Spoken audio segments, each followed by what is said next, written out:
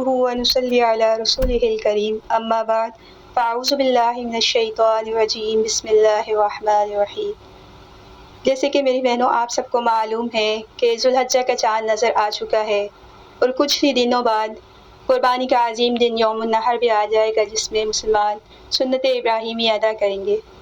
تو قربانی کے حوالے سے بہت سے مسائل ایسے ہوتے ہیں جن کا ہمیں علم نہیں ہوتا کہ قرآن اور سنت کے مطابق اس کا کیا حکم ہے، کہ قربانی کن لوگوں پر فرض ہے اور قربانی کا جانور کس طرح کا ہو اور اس کو ذبح کرنے کا سنت طریقہ کیا ہے۔ تو ان سب کے بارے میں انشاءاللہ تفصیلات آپ لوگوں کے سامنے ذکر کروں گی۔ تو آئیے قربانی کے مسائل کو ہم جان لیتے ہیں۔ تو پہلے تو وہ لوگ جو قربانی کا ارادہ رکھتے ہیں ان کے بارے میں کہوں گی، ان کو شریعت نے کچھ پابندیاں لگائی ہیں کہ جو لوگ قربانی کا ارادہ رکھتے ہیں وہ اپنے جسم کے نہ بال کاٹ سکتے ہیں اور نہ ہی ناخن کاٹ سکتے ہیں۔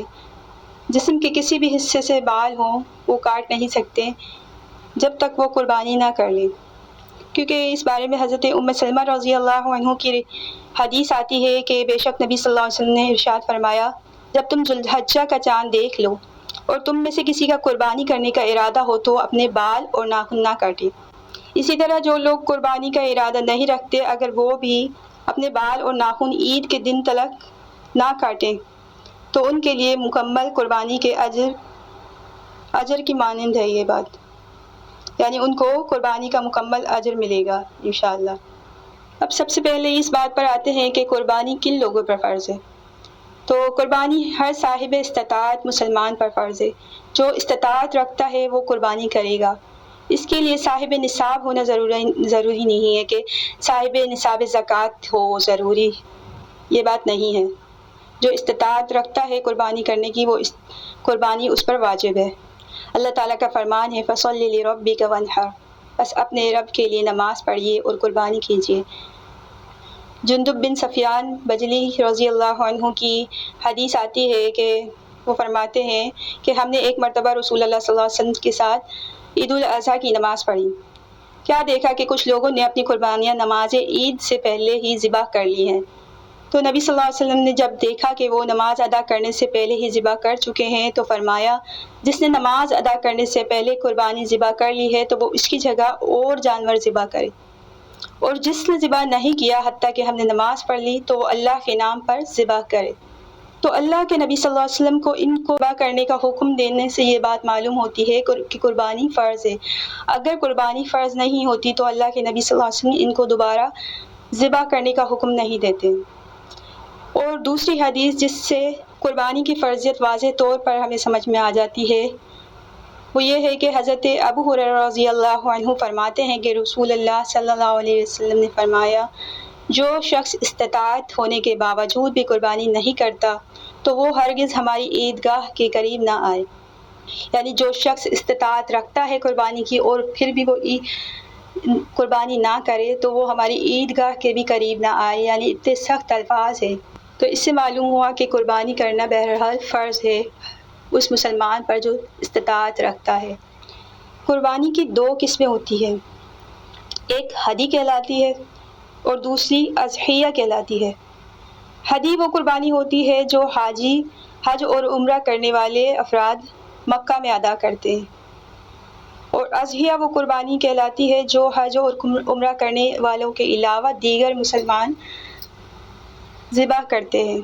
تو جو ہدی ہوتی ہے اس میں 7 افراد بڑے جانور میں شریک ہو سکتے ہیں، اور اسی طرح اضحیہ قربانی میں 7 افراد گائے کی قربانی میں شامل ہو سکتے ہیں اور اونٹ کی قربانی میں 10 افراد شامل ہو سکتے ہیں۔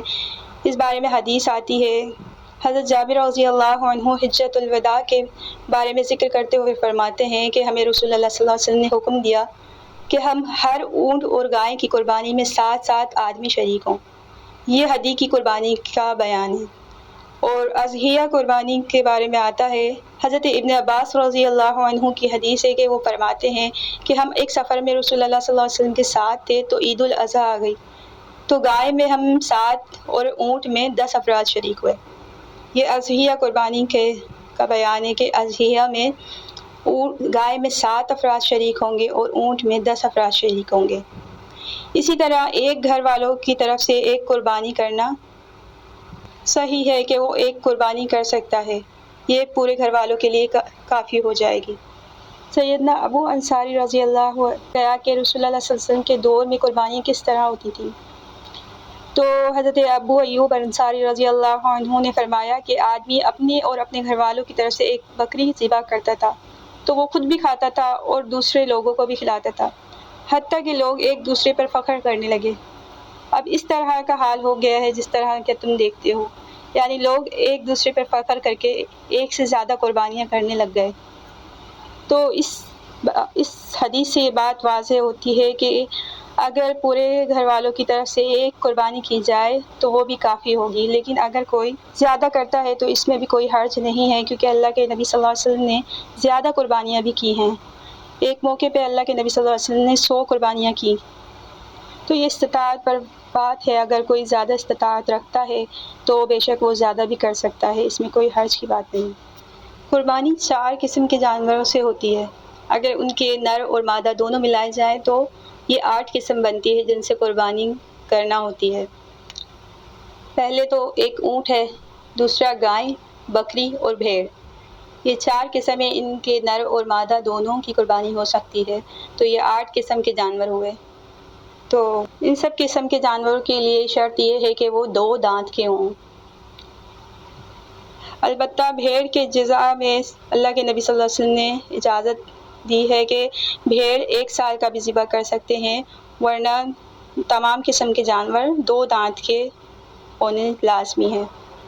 اس بارے میں حدیث آتی ہے، حضرت جابر رضی اللہ عنہ فرماتے ہیں کہ رسول اللہ صلی اللہ علیہ وسلم نے ارشاد فرمایا، نہ ذبح کرو مگر 2 دانتہ، الا یہ کہ تم پر مشکل ہو جائے تو بھیڑ سے جزا یعنی 1 سال کا ذبح کرو۔ اب قربانی کے جانور ایسا ہونا چاہیے کہ جو عیب سے پاک ہو، یعنی اللہ کی راہ میں وہی دینا چاہیے جس میں کوئی عیب نہ ہو۔ تو قربانی کے جانوروں میں 6 عیوب میں سے اگر کوئی بھی عیب موجود ہو تو وہ جانور ذبح نہیں کر سکتے ہیں۔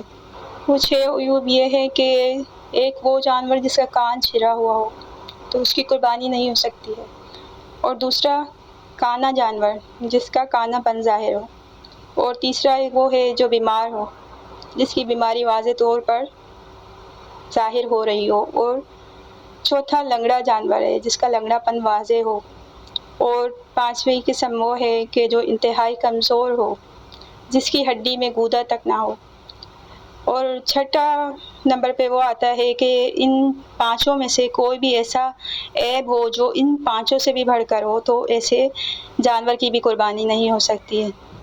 اگر یہ ان میں سے کوئی بھی عیب آپ کو نظر آتا ہے جانور خریدتے وقت یا جانور خریدنے کے بعد آپ پر واضح ہو کہ یہ عیب جانور میں ہے، حتیٰ کہ گراتے وقت بھی آپ کو یہ عیب نظر آ جائے تو آپ کو جائز نہیں ہے کہ اس کی قربانی آپ کریں۔